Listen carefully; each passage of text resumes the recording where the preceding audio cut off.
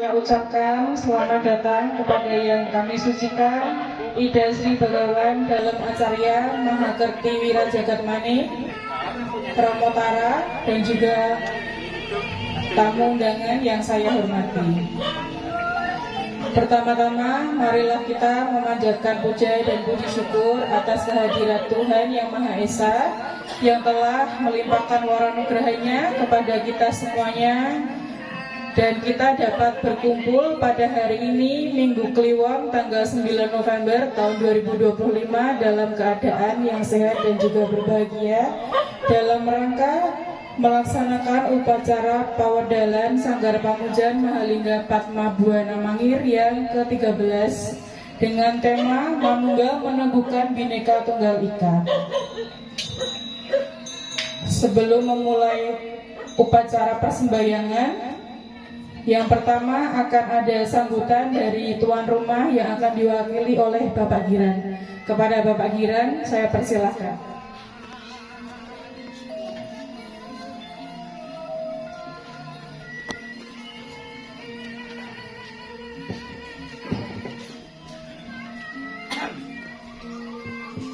Yang kami sucikan Ratu Pranda, Bapak Mangku yang kami wangikan, Bapak Ibu sekalian yang kami hormati,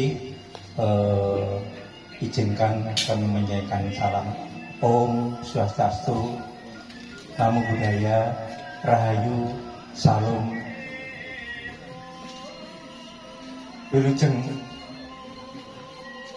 Rahayu, Wijirestu Basuki Langgeng. Sakjroning kula matur kepareng langkung yen kula ngaturaken agunging matur nuwun wonten ngasotan Gusti inggih awit prumentahing kanugrahan paduka tumantuk dhateng dika sami satemah jengandika sami rawuh wonten papan menika kanthi kalis ing sambikala. Kanthi menika kula ngaturaken Om Wijirestu Basuki Langgeng. Ing salajengipun kepareng kula amati ingkang kagungan kadang sepisan ngaturaken pambagyaarja sugeng rawuh dika sami wonten ing papan suci menika. Kejasa menika kula ngaturaken agunging matur nuwun dene dika sami sampun kepareng rawuh wonten ing papan menika pareng nyengkuyung tata upacara Pawedalan Sanggar Pamujan Linggayoni Mahalingga Padma Buana ing titi kalenggan menika kanthi jurung pamuji dika sami kula pitados Gusti badhe maringaken kanugrahan dhateng kita sami satemah papan menika sansaya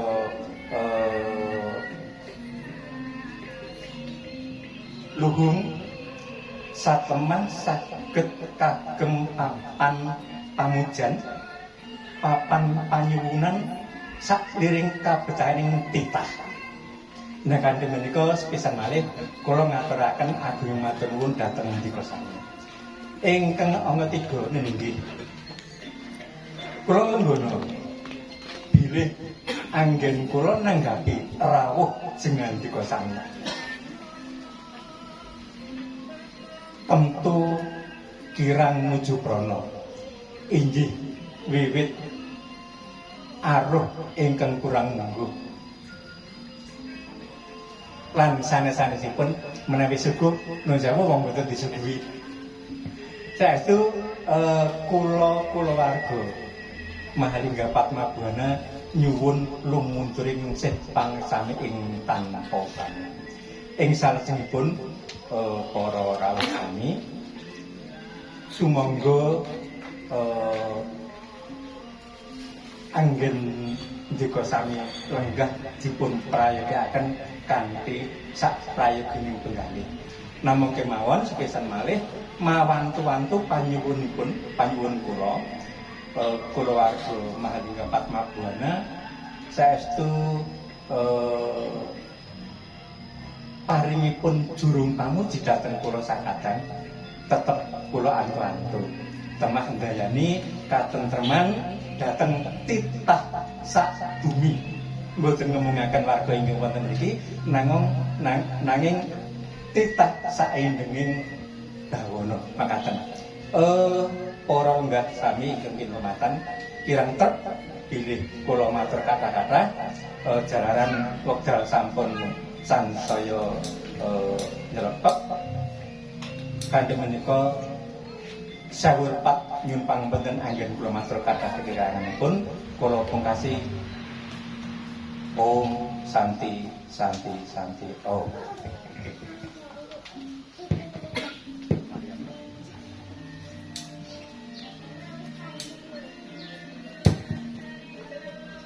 Demikian sambutan dari Bapak Giran mewakilkan tuan rumah Sanggar Pamujaan Mahalingga Padma Buana. Untuk selanjutnya sambutan dari Pembimas Hindu Kanwil Kemenak Daerah Istimewa Yogyakarta yang akan diwakilkan oleh Bapak Widi. Kepada Bapak Widi saya persilakan.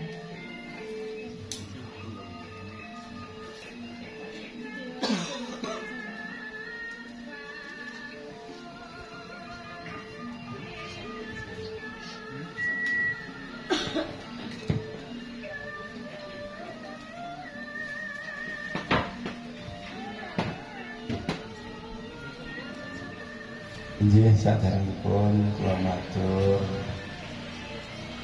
Om Swastiastu. Assalamualaikum warahmatullahi wabarakatuh. Shalom.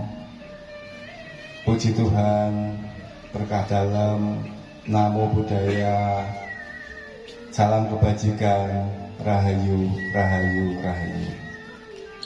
Dumateng ngasanipun Rama Begawan ingkang tansah kula sucikaken, dumateng ngarsanipun para sesepuh pinisepuh kasepuhan ingkang satuhu kula beteni, dumateng Bapak Ibu, para lenggah, para rawuh ingkang tansah kula hormati.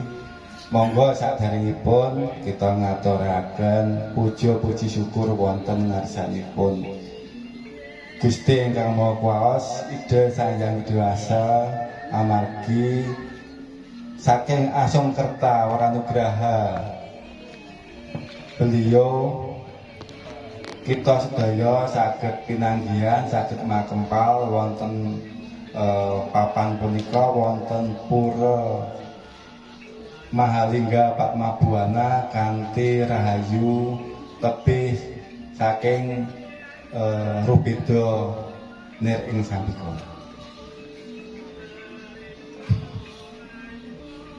Nggih, Bapak Ibu sedaya para lenggah samenika ing dinten menika kawontenan upacara pawedalan Pura Mahalingga Padma Buana. Saestu upacara menika kagem ningkataken srada utawi bakti kita dumateng ngarsanipun Gusti Kang Maha Kuwaos. Saha upacara pawedalan menika kagem nyucikaken pelinggihan menika supados mangken menawi badhe dipun ginakaken kagem sembahyang, kagem ndedonga menika saged maringi daya spiritual, daya kegiatan kagem kita sedaya, saengga daya spiritual wonten batos wonten diri kita menika saged meningkat wonten ngarsanipun Ida Sang Widiwasa Gusti ingkang Maha Kuwaos, Bapa yang ada di surga kata. Nah,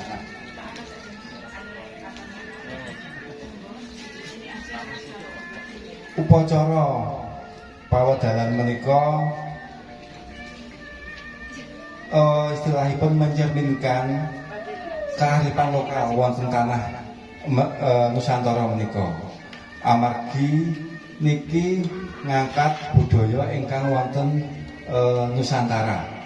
budaya Jawi ingkang wonten tlatah Mangir menika. Dadosipun upacara menika istilahipun uri-uri budaya-budaya ingkang warisan leluhur kala rumiyin mekaten. Budaya ingkang adiluhung sejatosipun. Kita menika kagungan budaya ingkang adiluhung. Ingkang sampun dipun warisaken kalih leluhur. Lah menika kedah kita uri-uri supados saged ngrembaka malih. Supados saged ningkataken bakti dumateng ide sayang widiwasa mekaten. Nah, mugi-mugi saking upacara menika kita sedaya tansah pinaringan karahayuan, kasehatan saha katentreman. Nah, menika ingkang tansah dipun napa nggih? Arep-arep istilahipun ingkang dipun pingini sedaya umat menika. Tadosipun tansah pinaringan kesejahteraan, kerahayuan. Nah, menika ingkang dipun tenggo saking upacara menika. Mekaten. Nah, kula ngaturaken sedaya matur suwun dumateng para lenggah, dumateng Rama Begawan ingkang sampun kersa nindakaken upacara, dumateng keluarga besar saking Banyumusung Pura Padma Buana Mahalingga Padma Buana menika. Amargi upacara menika saged kelampahan kanthi sae kanthi lancar. Mugi-mugi upacara menika samangke ugi saged dipun lajengaken, boten namung setelahipun mandeg utawi boten berkembang mekaten. Supados samangke saged setelahipun berkembang. Saha mangke umat ingkang nderek menika sageta mangke saged berkembang dados kathah mekaten. Kula matur nuwun dumateng para sedaya lenggah ingkang sampun istilahipun maring wedal nyempataken waktu gitu, menyempatkan waktu telah datang di upacara pawadalan Pura Mahalingga Padma Buana menika. Kula makili saking Pembimas Agama Hindu Kementerian Daerah Istimewa Yogyakarta, mohon maaf karena Pak Pembimas saat ini belum bisa hadir karena bertepatan dengan acara juga yang ada di Prambanan. Beliau sekarang menghadiri acara yoga. Saya mohon maaf kepada Bapak Ibu semua karena Pak Pembimas belum bisa hadir di sini. Mungkin harapan kami supaya upacara ini dapat berjalan saged kelampahan kanthi rahayu samangke dumugi bibaripun mekaten. Kok bilih mekaten ingkang saged kula aturaken kathah kalepatan anggen kula matur ingkang boten prayogi wonten panggalih Bapak Ibu Jaya para lenggah kula nyuwun agunging samudra pangasami. Saking menika kula pungkasi kanthi atur wassalamualaikum warahmatullahi wabarakatuh. Shalom, puji Tuhan. Salam kebajikan, namo buddhaya, rahayu, rahayu, rahayu. Matur suwun.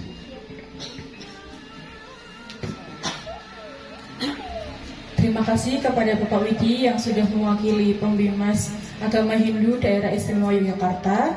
Untuk selanjutnya akan ada Dharma Wacana yang akan disampaikan oleh beliau, Bapak Dr. Trimo MPD, yang sekarang menjabat menjadi Kepala Biro Administrasi Umum Perencanaan dan Keuangan Universitas Hindu Negeri I Gusti Bagus Sugriwa.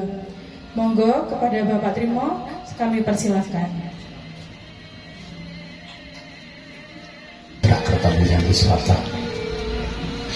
Assalamualaikum warahmatullahi wabarakatuh. Salam namo budaya, berkah dalam Gusti, rahayu rahayu rahayu sagung dumadi. Ingkang sami-sami kita suciaken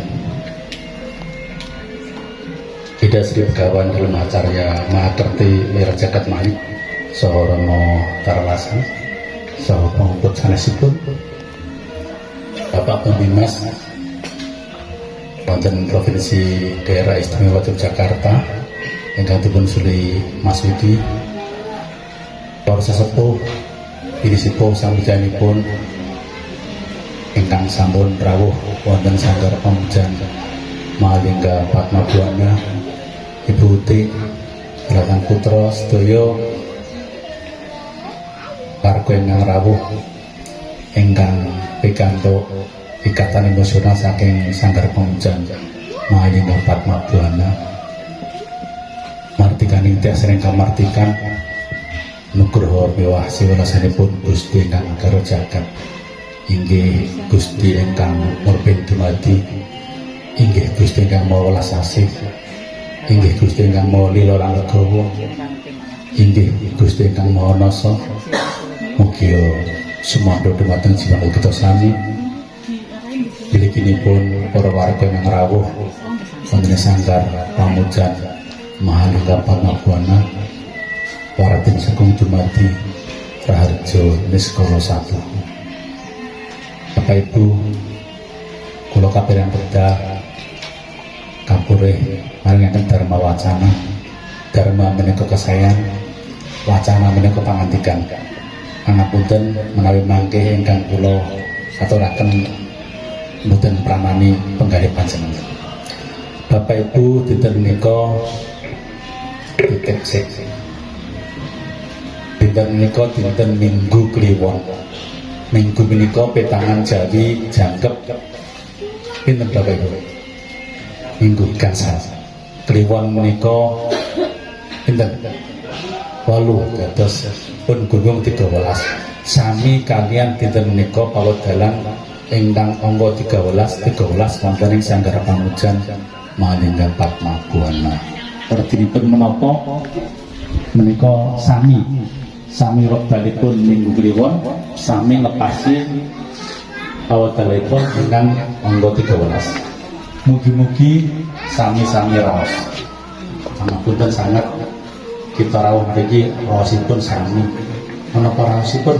Raosipun ayam kanten sampun dumugi sanggar pamujan Mahalingga Padmabuana. Kraos ayam kita sedaya, kita semua bagian dari leluhur yang kita harus merawat wonten sanggar pamujan. Ucapan matur nuwun sedaya warga yang rawuh. Pangapunten boten saged konsebat setunggal. Kula mawon menika boten jelas. Kula asli Boyolali. Nate dinas wonten ing Jakarta. Nuwun sewu kula rumiyin titik menika nate boten kertas kula. Kula mriki nggih namung dolan ngoten. Kula mboten ngomong kula pejabat namung dolan. Lajeng nate telepon kalih ulang jebul kula menika pejabat. Kula pun biasa mawon. Ya ngertosipun bukti nggih warga biasa. Kula mriki menika bagaimana kertas sanggar pamujan 2021. Ajeng pindah wonten Bali sampai wonten Bali kaleresan pun WA butik menawi saged dumugi mriki nggih sampun dipun atur leluhur kula saged mriki kepanggih panjenengan sedaya matur menika saking sedaya komunitas matur nuwun. Ingkang mawa kalih matur nuwun dumateng Rama Begawan, Rama Tara lan Rama sanesipun sampun kersa rawuh hanyuli kegiatan pawedhalan menika mugi kita sedaya dapat dimanfaatkan sanes kalis mundur kita mriki sampeyan. salajengipun Bapak Ibu sampun sami-sami rasanipun sami-sami ciptanipun kita mengheningkan terhadap keyakinan kita masing-masing agar kita diberi kemudahan, kesehatan, lancar semuanya kita lakukan, sehat semuanya. Pulang dari sini semuanya diberi kesehatan karya semuanya. Sami ingkang nomor 3 sami karso cipta rasa karsanipun kehendak kita. Apa kehendak kita di sini? Ya pasti kebahagiaan lahir batin. Agami napa mawon ngajaraken mesti wonten nilai-nilai universal. Kasih sayang, tulung tinulung, hormat menghormati, bantu membantu semuanya.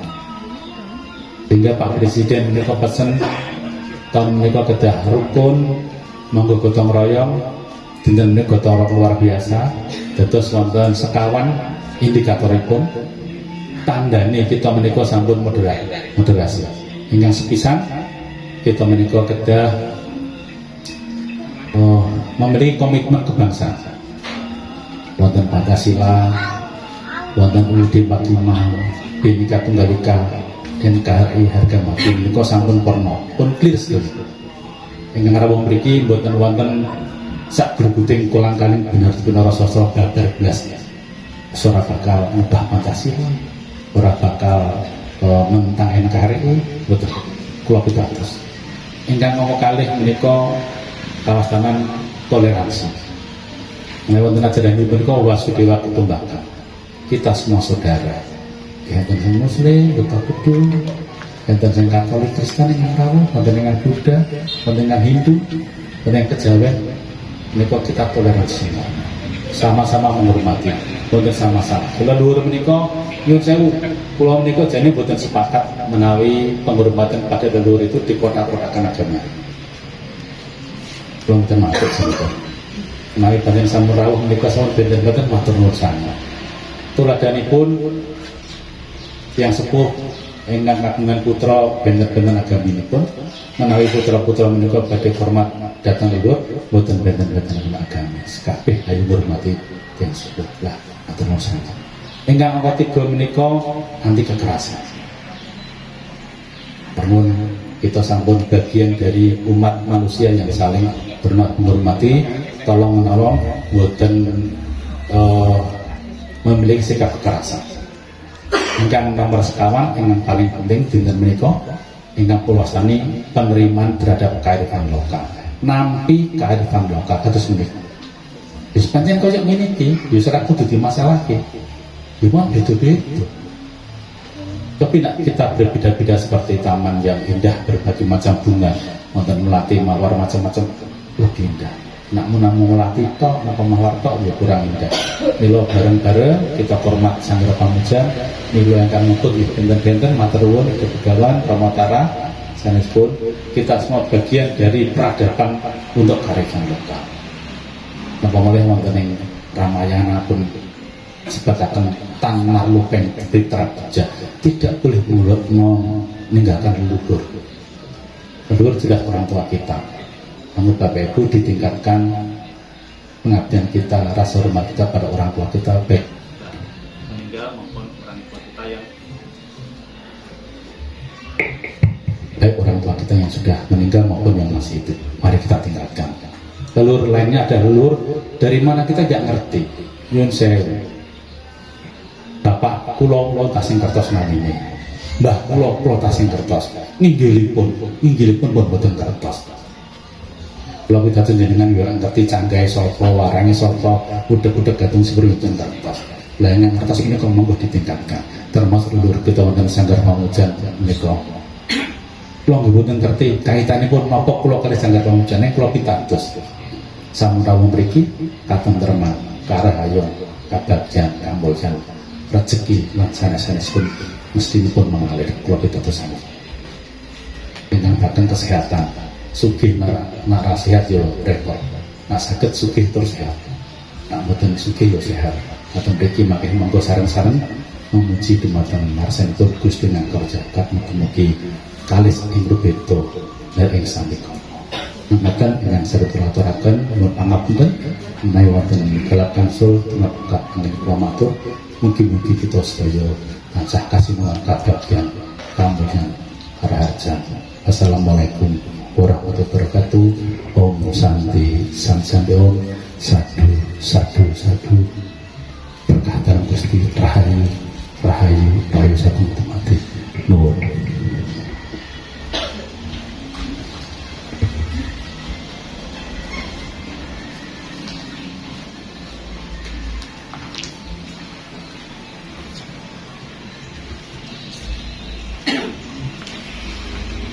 Terima kasih kepada Bapak Trimo. Demikian acara pembukaan upacara Pawedalan Sanggar Pamujan Mahalingga Padma Buana Mangir yang ke-13. Saya mengucapkan mohon maaf apabila ada salah kata, dan untuk selanjutnya menginjak pada upacara yang pertama, upacara Pawedalan yang akan dipimpin oleh beliau Ratu Begawan dan juga Romo Tara. Untuk menutup acara pembukaan, saya ucapkan Om Santi Santi Om. Sadu sadu sadu. Waalaikumsalam warahmatullahi wabarakatuh. Matur nuwun.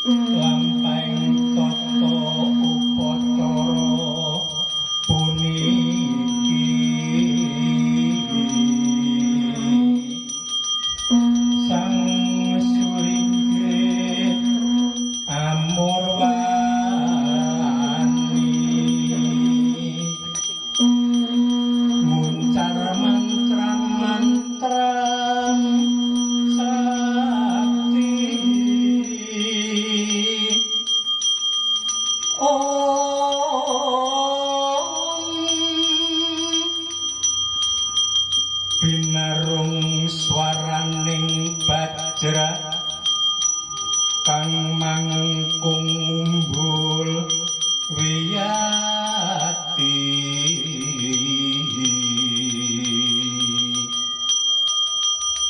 gawe geter tribawana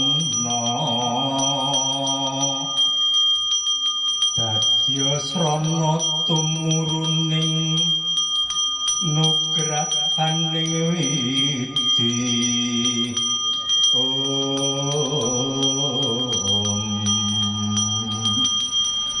gayane kamulyaning titah sabumi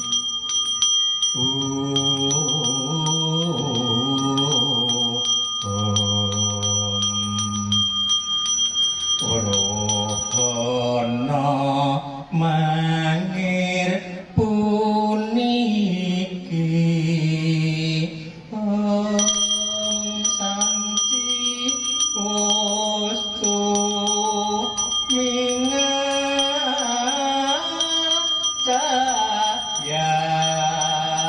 nira Om Santi keterpater prabawane Om Santi mrapo wamyan para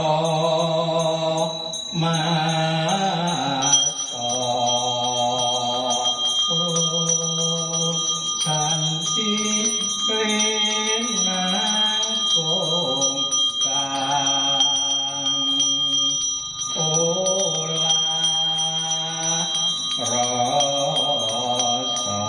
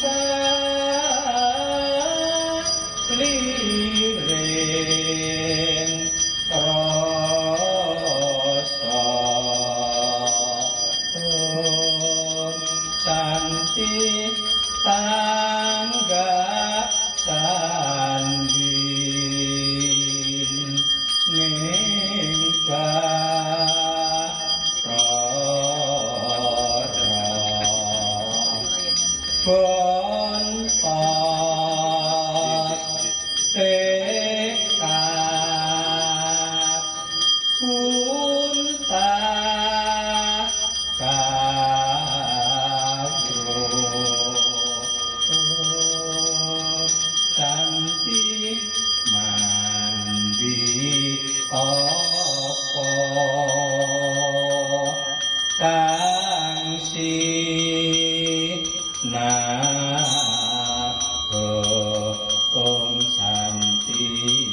Om Santi mangkono sabda tumuni Om Santi ulun walen marang sira Om Santi tumrap putra wayah kabeh Om Santi lan kadang nunggal rasa Om Santi raksananta tilar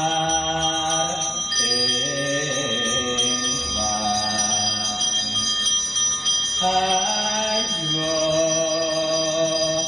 sira tena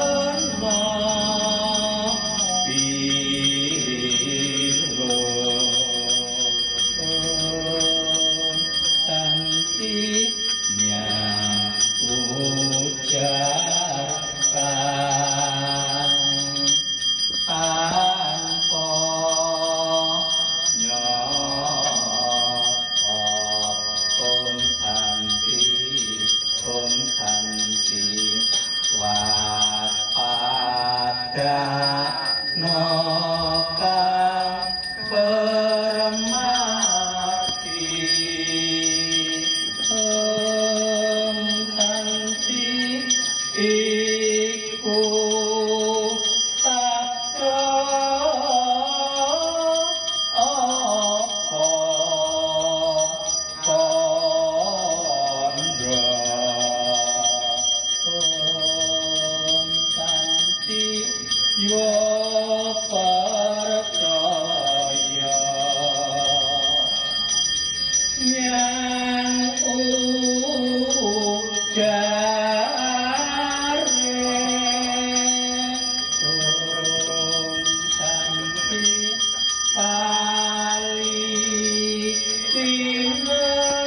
palikinan kang pramono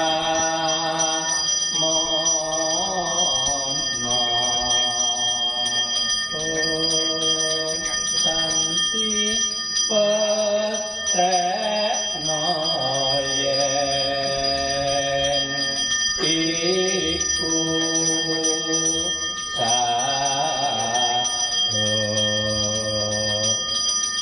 sabdo sabda ning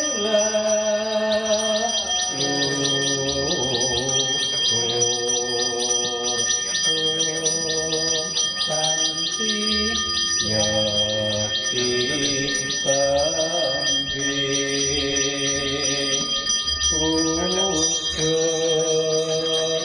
nyata Om Santi nadyan pepalang malangi Om Santi nanging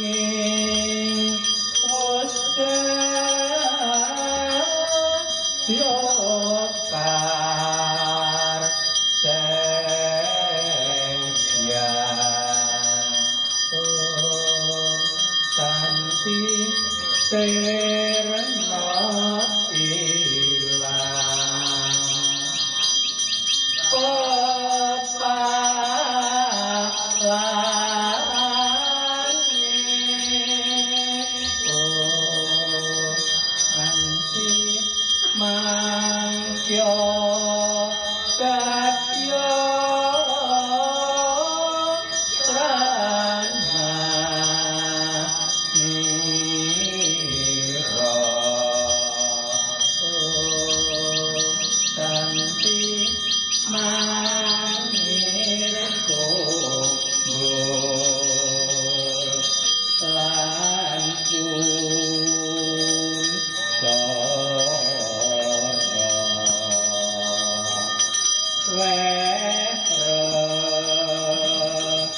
น้องยางเพราะเลิศอยู่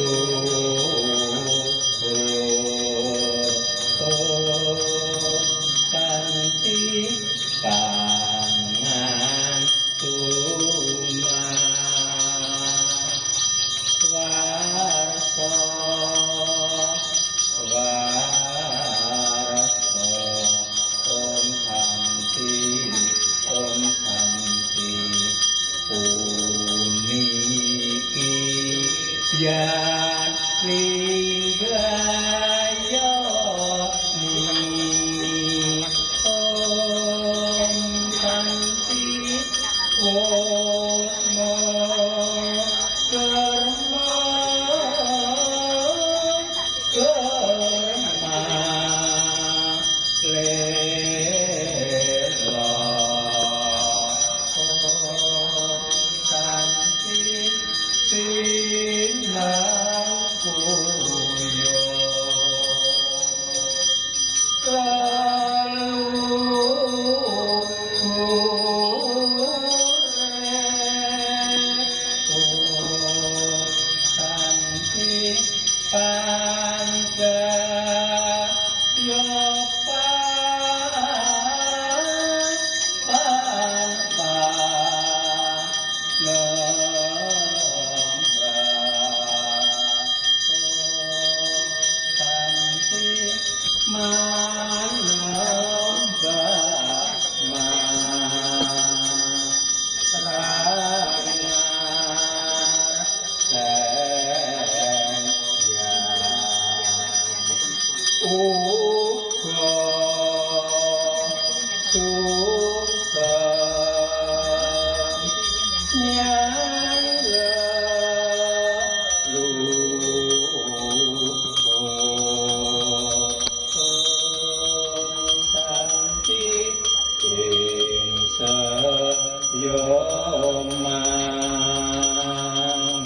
โยราภาโสโอมสันติโอมสันติบอกรังภูงานภูกุเนกีโอมสันติปัง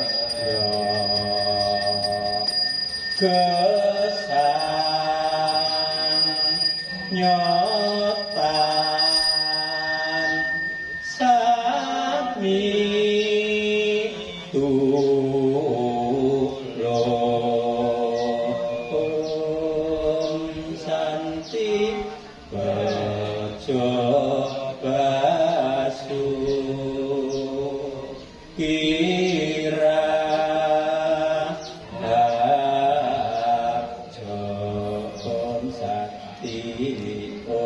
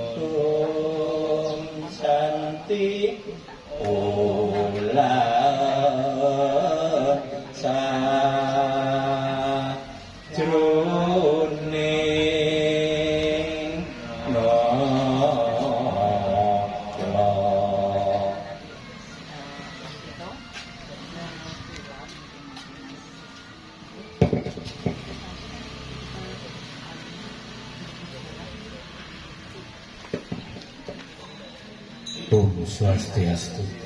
Acara selanjutnya ini sudah ibarat patokan dalam acara Makati Jagat Manik sampun ngandhati teko. Selanjutnya acara pun meresik, artinya pembersihan mendasikasi. Itu para petugas serakti yang ada di sini mohon bantuannya untuk membantu kita dan ini para selati, pemilihan biakawan, tur menggala, prasista. Monggo di kita dulu, ini para selati yang ada di sini. Monggo silakan.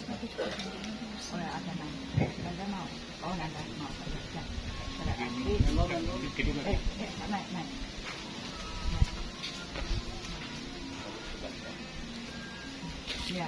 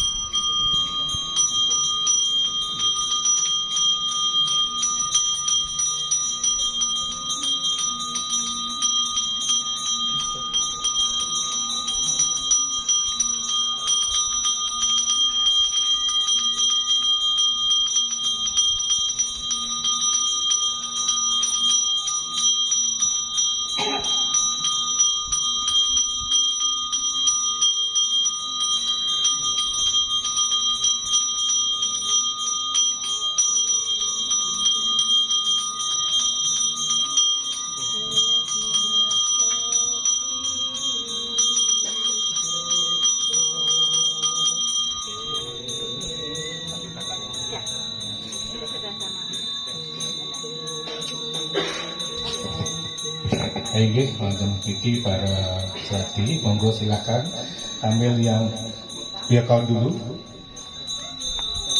Kita sudah. Enggak kita sudah. Untuk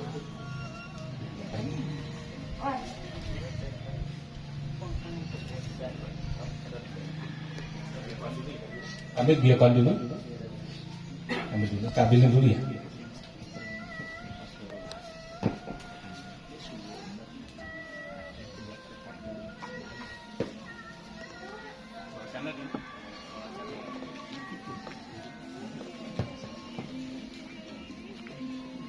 Nak Arif. Yang itu, Mas Tito, Mas.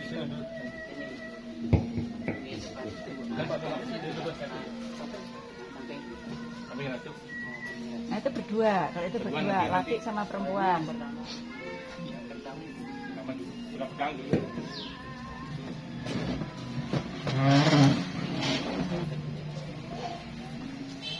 Belum dibuktikan.